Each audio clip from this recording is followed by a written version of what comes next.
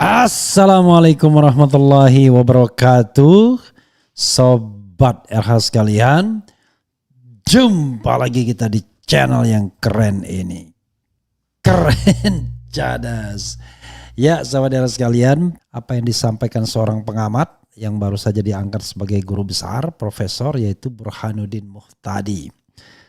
Dia mengatakan hal yang membahagiakan sekaligus rasional realistis.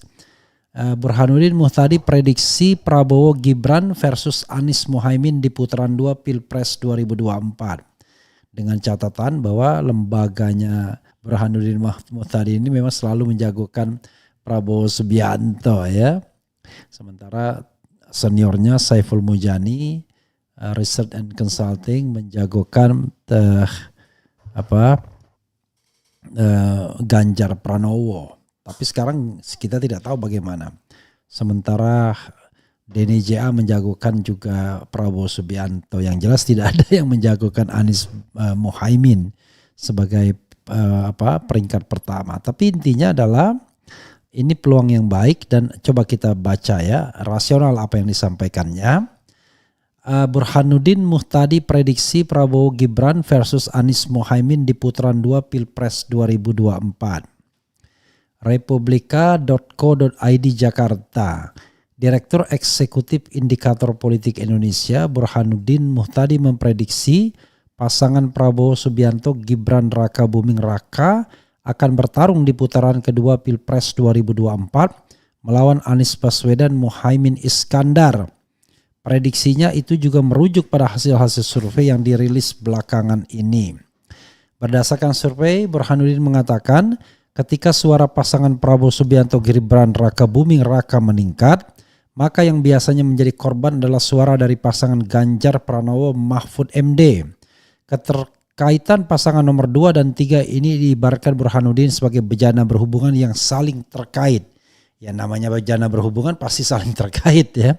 Sementara Mas Anies minimal tetap suaranya dan kalau tidak ada satupun calon yang mendapatkan 50% plus 1, kemungkinan besar yang masuk ke putaran kedua adalah Prabowo versus Anies, ujar Burhanuddin Rabu. Burhanuddin menjelaskan ilustrasi bejana berhubungan pasangan Ganjar Pranowo Mahfud MD dan Prabowo Subianto Gibran Raka Buming Raka yang saling terkait. Jika satu pasangan itu mengalami kenaikan suara, yang satu lagi pasti mengalami penurunan.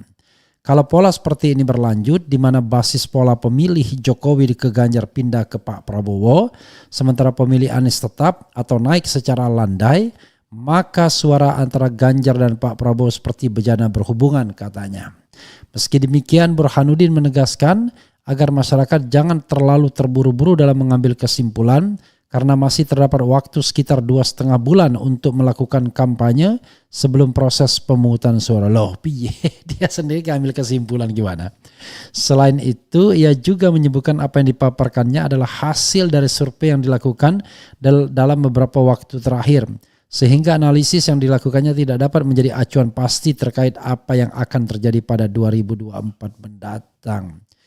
Ya kalau begitu ya anak kecil juga bisa. Artinya berdasarkan survei hari ini maka begini. Tapi besok gak tahu lagi ya. Toh survei akan berlangsung terus menerus untuk mengecek pergerakan suara. Siapa yang mengira termasuk saya sendiri tidak mengira setelah pendaftaran Prabowo Gibran. Ternyata suara Pak Prabowo malah naik tambahnya. Oke, ya coba kita lihat ya.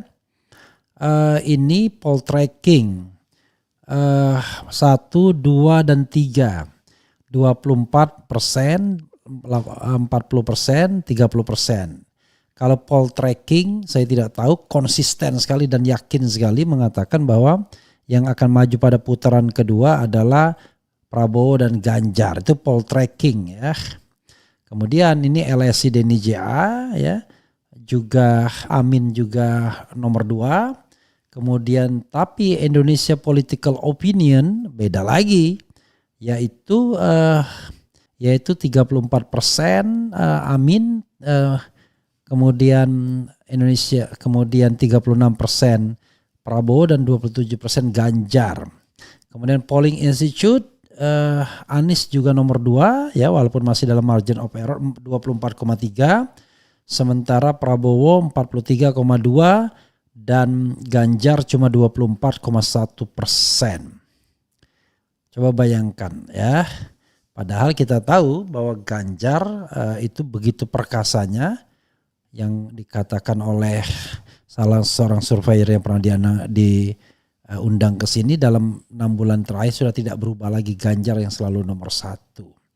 Jadi perubahan itu masih mungkin terjadi ya. Kita tidak tahu ya apakah nanti akan terus ada kenaikan Prabowo atau sebaliknya Anies Baswedan yang akan naik. Tetapi memang dalam survei 2 terakhir ini, kalau kita percaya survei ya, maka Prabowo itu cenderung naik tetapi tidak sampai 50%. Anies juga cenderung naik ya, tetapi juga belum sampai 40% ya, tertinggi 34% tadi. Tetapi Ganjar cenderung turun.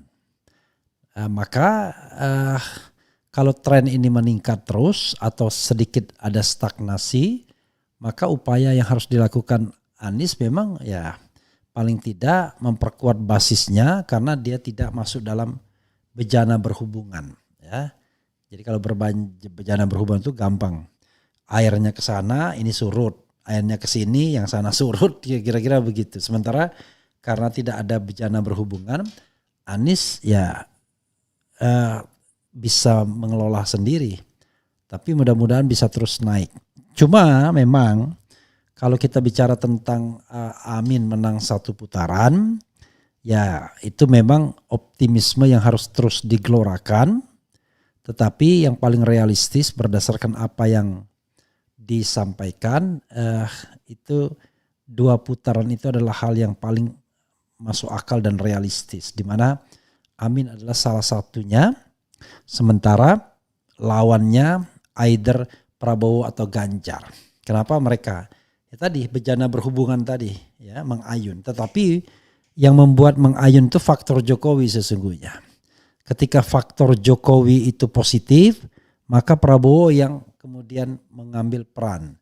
Tapi kalau faktor Jokowi itu negatif, maka barangkali Ganjar yang akan mengambil keuntungan. Nah sekarang tidak tahu kita bagaimana surveinya. Yang jelas faktor Jokowi masih menjadi positif. Kejadian Paman Usman tidak berpengaruh dan Prabowo for the time being dianggap leading. Tapi yang paling penting adalah jaga terus.